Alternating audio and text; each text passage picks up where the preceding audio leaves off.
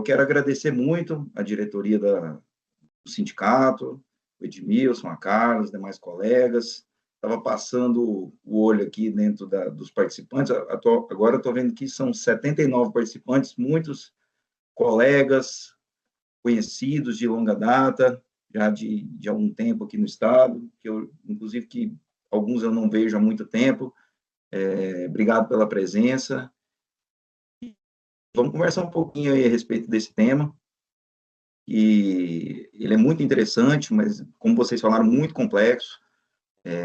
São inúmeros fatores que têm que ser analisados, é uma decisão que impacta o nosso futuro, então ela tem que ser avaliada com muita calma, em vários prismas, se possível, a gente pegar várias opiniões para que a gente possa tomar essa decisão.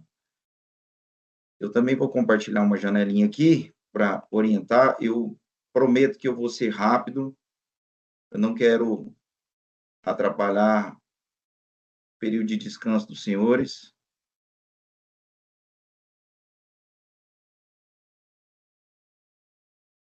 Vocês estão vendo direitinho aí? Eu não estou vendo vocês, eu só estou vendo a apresentação. Estamos vendo. Ah, tá. Pois bem, bom, gente, como eu adiantei, esse tema é um tema muito importante, ele está na ordem do dia, a legislação, em que pese já tenha uma previsão lá na lei de 2017, até na Constituição Federal e Estadual, a respeito da migração de regime. A regulamentação saiu agora, depois de muita discussão entre as forças técnicas, políticas, etc., aqui no Estado. A legislação está posta, é essa que a gente tem, e vamos tentar interpretá-las, claro, avaliar os cenários, olhar o risco-retorno, e com decisões bem lógicas e coerentes para mitigar problemas no futuro, né? Vamos falar um pouquinho sobre esse instituto aí que envolve a migração do regime previdenciário.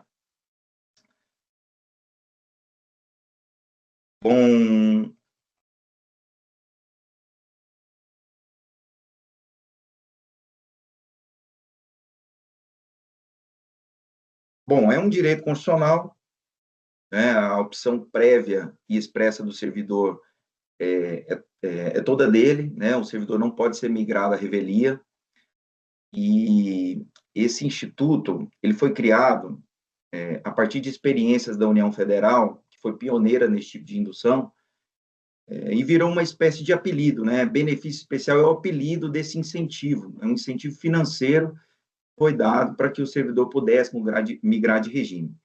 Basicamente, ele tem caráter indenizatório, compensatório, e, basicamente, ele devolve ao servidor tudo que ele pagou, que excede ao teto do INSS, o teto do RGPS corrigido. A justificativa deste instituto, né, criado aí pela Lei Complementar 192, a justificativa é que o Estado não poderia se enriquecer licitamente, exigindo uma contribuição acima do razoável, deslocando patrimônio privado para o público, no caso de uma migração de regime, né? Tanto que o Rafael bem levantou essa situação aí, existe uma modalidade obrigatória de ressarcimento quando o regime próprio é extinto e as suas obrigações, o seu ativo e o passivo pagos passam para o regime geral, que já é limitado ao teto já há algum tempo. Então, é natural que exista também essa interpretação de um benefício especial voluntário, em que pese o regime próprio dos estados, a previdência oficial pública, ela seja solidária, né? Ela tenha um caráter de unicidade. E, para adiantar aqui, vários entes já regulamentaram, por lei ou nas próprias constituições estaduais, esse tipo de instrumento. A gente pode elencar aqui vários estados que já estão em processo avançado, até em alguns deles de pagamento desse tipo de benefício, caso já tenha algum tipo de inativo. Bom, o modelo, como eu falei, é similar ao da União, ele só tem alguns mínimos detalhes lá que envolvem vigência.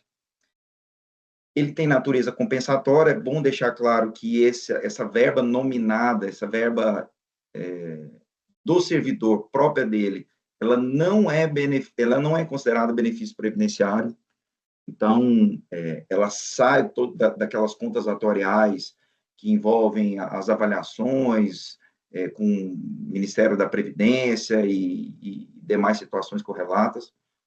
Contudo, o efeito financeiro do servidor, quando for receber esse benefício, ele é concomitante e ele caminha junto ao benefício do RPPS. Então, existe essa situação aí que tem que ser bem colocada. O benefício é da pessoa, ele é nominado da pessoa, contudo, ele não é previdenciário, mas ele caminha junto com o benefício do RPPS. E a fórmula de cálculo é essa aí, né? Ela pode parecer complexa, mas é fácil de interpretar isso aí, né? É basicamente a diferença entre a média da base previdenciária atualizada pela inflação, no caso, a lei determinou o IPCA, a diferença entre isso e o teto do RGPS vigente, que hoje é quase R$ 8.000, 7.700 e alguma coisa, isso tudo é multiplicado por um fator. O que é esse fator? O TC é a quantidade de contribuições feita pelo servidor até o presente momento, isso levando em consideração as contribuições para o 13º, e o TT é um número fixo. Esse número fixo é o número 520. O que é o 520? Ele basicamente representa 40 anos de contribuição. Se você pegar 40 multiplicado por 13 contribuições no ano, vai dar o número 520. Então, ele está fazendo uma proporção, ele está fazendo um saldamento da média atualizada das contribuições, tirando o teto do INSS, e fazendo um saldamento do quanto o servidor contribuiu até hoje. Aplicando essa forma, você tem o famoso incentivo, essa indução chamada benefício especial.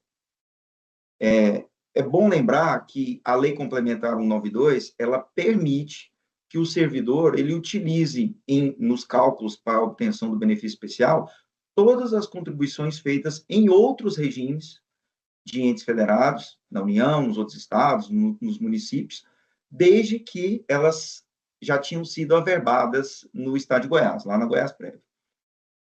E eu quero adiantar para vocês aqui que as equipes do Tesouro Estadual, da Secretaria da Administração, da Goiás Prévio, eles estão trabalhando numa funcionalidade, provavelmente vão utilizar alguma base de dados que envolva aquele simulador da Goiás Prévio para disponibilizar essa estimativa ao servidor para que ele possa avaliar, né, essa pertinência de migração ou não.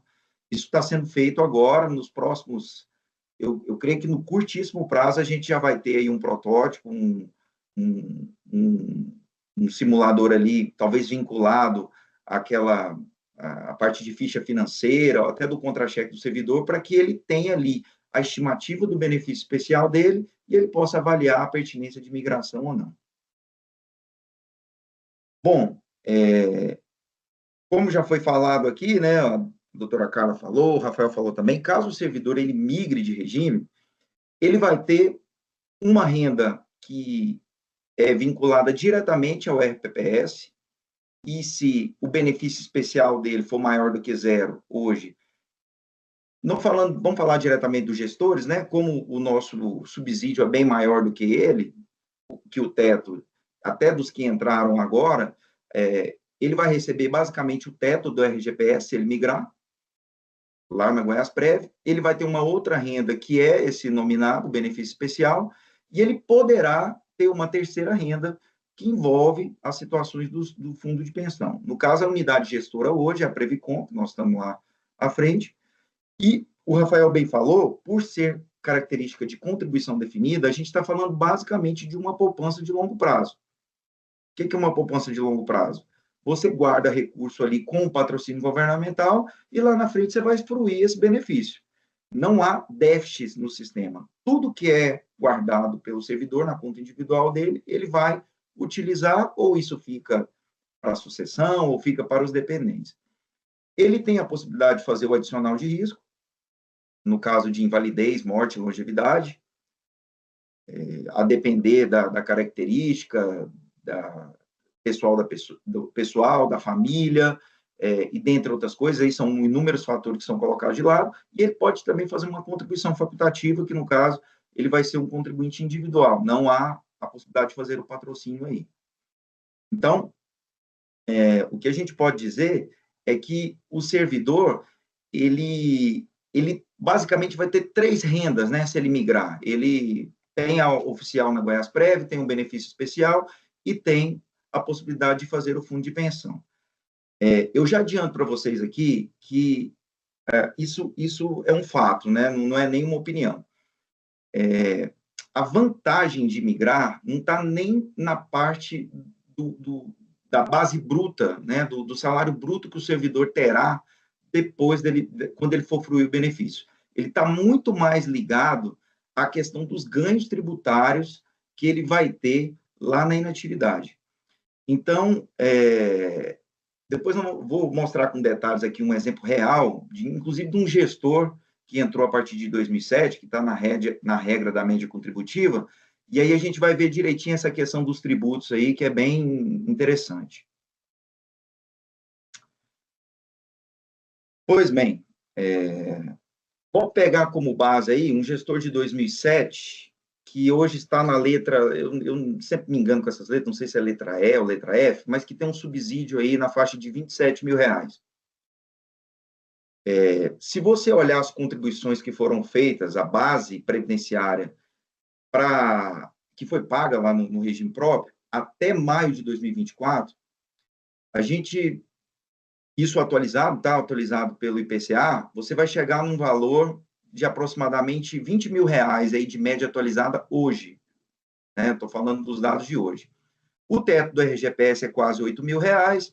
O TC, nesse exemplo aqui, são 227 contribuições, então, de 2007 até agora, nós estamos falando de quase 20 anos, mas tem o 13º também, então, os eventos foram esses, 227 contribuições. Aplicando aquela forma que eu mostrei para vocês, o benefício especial, nesse caso, ele ficou um pouquinho acima de R$5 mil. Então, esse é o valor que está disponível para o servidor, esse é um incentivo para o servidor para migrar de regime. Pois bem, vamos falar um pouquinho agora do fundo de pensão. Quando a base de cálculo, que é o famoso salário-participação do servidor que migra de regime, é o subsídio atual dele menos o teto do RGPS. Então, 27 menos os 7.700, nós estamos falando ali de um pouco mais de R$19 mil.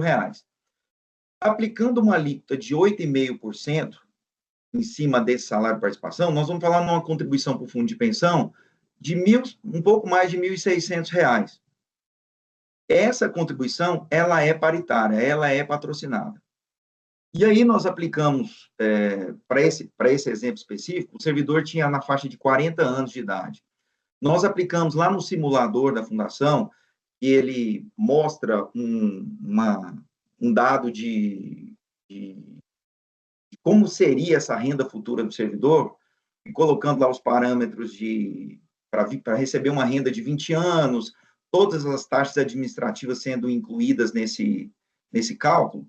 Eu não vou entrar lá no simulador, não, para não tomar tempo de vocês, mas isso aí daria uma renda de um pouco mais de R$ 8.300 por mês. Isso eu estou falando tudo a valor presente, tá?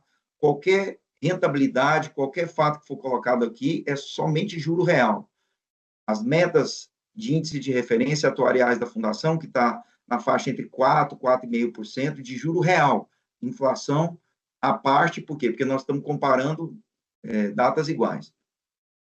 Percebe-se que existe uma diferença de alíquota aí. Né? O servidor hoje paga 14,25 em cima da base cheia, em cima dos 27 aí nesse exemplo. Como ele vai pagar R$ 1.100 para o RGPS, que é obrigatório, que é 14,25 de 7.700, vai pagar R$ 1.600 nesse exemplo do fundo de pensão, ele vai ter uma sobra. Ele vai ter uma sobra hoje de um pouco mais de R$ 1.000, R$ 1.100, R$ 1.112. Vamos partir nesse exemplo aqui, que o servidor não quer ter ganho de curto prazo. O que ele paga hoje de previdência, que é aproximadamente R$ 4.000, ele vai continuar pagando, ele vai continuar fazendo esses aportes para a questão da sua renda futura. Então, ganho de curto prazo, zero. Quando ele faz isso, ele pode aplicar uma regra tributária da dedução dos 12%. Pode ser num PGBL, numa previdência privada, ou até como uma contribuição facultativa lá no fundo de pensão. Então, esses 1.112 aí, que é a sobra da contribuição dele, isso daria uma renda, nos mesmos parâmetros do patrocinado, claro, sem o auxílio do governo, de aproximadamente R$ 3.300 de renda por 20 anos. É o que eu chamo aqui de aposentadoria aplicando a sobra depois da migração. E aí, gente, aí que vem a situação que eu comentei dos ganhos tributários relativos a esse planejamento. Se a gente aplicar essa remuneração atual, por mais, no caso aqui, o servidor ainda vai trabalhar mais 25 anos, né? Ele aposentando com 65. Projetando a média, quanto seria a média atualizada dele hoje a valor presente, essa média sobe. A média hoje é 19.500, mas ela vai subir para quase R$ 24.000, porque o salário hoje que ele contribui é maior do que isso. Ele não consegue chegar na remuneração atual, mas ele se aproxima dela. Contudo, a doutora Carla explicou, o Rafael explicou também, você tem uma contribuição previdenciária para o servidor inativo. E a contribuição previdenciária é 14,25% do que excede a R$ 3.000. Na verdade, é 3.000 ou um salário mínimo, o que for maior. Então, para esse exemplo, quase R$ 3.000 de contribuição para o RPPS. Imposto de renda, tabela progressiva, 27,5% em cima dessa base de cálculo. Estou falando de quase R$ 5.000 também. Então, para esse servidor que ganharia quase R$ 24.000 de aposentadoria na sua média atualizada, o salário líquido seria um pouco mais de R$ 16.000. Vamos falar agora da migração. Quando o servidor migra de regime, para esse exemplo, ele vai ter 4 rendas. Né? Ele tem o teto no RGPS, o teto no RPPS, que é limitado ao valor do RGPS, que é o 7.700. Ele tem o benefício especial, ele vai ter o que ele vai guardar no fundo de pensão patrocinado e a aplicação da sobra, que pode ser também na Previcom, pode ser um PGBL, pode ser uma previdência privada, o que ele desejar. Fazendo a soma desses 4, eu estou mostrando aqui para vocês que ele vai ganhar bruto um pouco mais de R$ 24.600. Vocês podem perguntar para mim, nossa, mas então já valeu a pena essa migração, porque o ganho bruto foi maior. Mas não é isso que é a grande vantagem, porque em alguns casos esse valor pode ser até menor, porque depende do benefício especial, depende do tempo que ele vai contribuir ainda no fundo de pensão. O grande ganho estão nos descontos. Bom, a contribuição de inativo no RPPS, ele só vai pagar em cima do teto do INSS. Então, ele vai pagar em cima de uma base de 4.700. Ele vai pegar 7.700 e tirar os 3.000, que hoje está no regramento. Vai pagar um pouco mais de R$ 680. O imposto de renda, ele vai pagar a tabela progressiva somente sobre as rendas que ele recebe do Estado. O 7.700, que é o teto, e o benefício especial. No fundo de pensão e no PGBL, por ele ter guardado o recurso por mais de 10 anos, ele pode utilizar a faculdade de utilizar a tabela regressiva do imposto de renda. E a tabela regressiva, para quem está mais de 10 anos, é só 10%. Então, fazendo um ponderado, já estou colocando o resultado aqui para vocês, o imposto de renda retido, neste caso, a soma do imposto de renda retido, é um pouco mais de R$ 3.600. Então, o salário líquido do servidor, considerando essas 4 fontes de rendas dele, importa em R$ 20.300. Então, comparando o líquido com o líquido, claro, tudo a valor presente, não tem inflação aqui, são somente os valores reais, o ganho de mais de 26% caso o servidor opte em migrar. Bem rapidamente aqui, vamos imaginar que o servidor ele não queira utilizar essa sobra, essa diferença de alíquota para aplicar. Olha, eu quero ter um ganho no curto prazo. Esse R$ 1.112 aí, que é a sobra da diferença de alíquota da contribuição, ele quer utilizar no curto prazo. Ele tem despesas correntes no curto prazo para utilizar. Ele não vai utilizar o 1.112, por quê? Porque isso vai entrar na base de cálculo do imposto de renda hoje. Então, ele vai poder somente gastar 806. Contudo, olhando essa projeção também, né, da média atualizada com o valor do salário líquido somando essas rendas futuras, ele continua tendo um ganho, não é tão expressivo, né, no caso aqui é só R$ 1.300, mas ele continua tendo um ganho no líquido. Então, vamos logo para as interpretações, né, que é o que interessa. O que a gente observa é que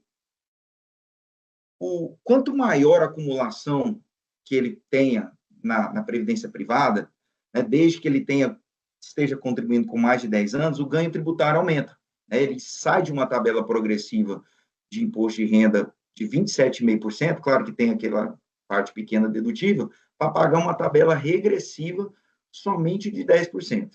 Além do grande X da questão aí, que é a contribuição previdenciária sobre o inativo. A contribuição previdenciária sobre o inativo em cima de uma base cheia, você está falando de um recurso muito grande que está basicamente financiando o inativo de hoje. Né? Você paga do que excede a 3 mil. E aí, eu quero colocar uma situação para vocês aqui. A conta está feita considerando esse pagamento desses R$ 682, mas se você olhar a legislação que envolve esse pagamento da contribuição sobre inativo, estou falando lá na Lei Complementar 161, acho que no artigo 18, se não me engano, ela diz que essa contribuição é devida enquanto houver déficit atuarial no regime, nos planos previdenciários, né, nos planos que a Goiásprev administra.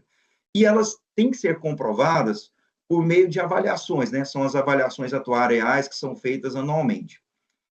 E se você olhar as avaliações atuariais desse ano, inclusive eu tive cuidado de olhar isso agora, hoje lá, porque quando o servidor migra de regime, ele migra de fundo, ele sai do fundo financeiro, que é o fundo deficitário, é o fundo historicamente que pagam-se todas as contribuições dos servidores, e passa para o fundo previdenciário. O fundo previdenciário, na última avaliação atuarial, ele é superavitário em 670 milhões, a avaliação atuarial.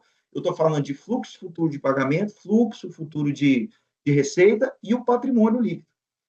Então, existe uma possibilidade, claro que ainda não temos inativos no fundo previdenciário, existe uma possibilidade, olhando a legislação, de a gente não pagar essa contribuição como inativo. É claro que ela tem que ser avaliada pelas entidades competentes, Procuradoria-Geral, a própria Goiásprev, mas se você olhar a legislação, ele é muito claro em dizer que se só paga contribuição de inativo se houver déficit comprovado pelas avaliações atuariais. Então, esse é um ponto, é uma surpresa positiva.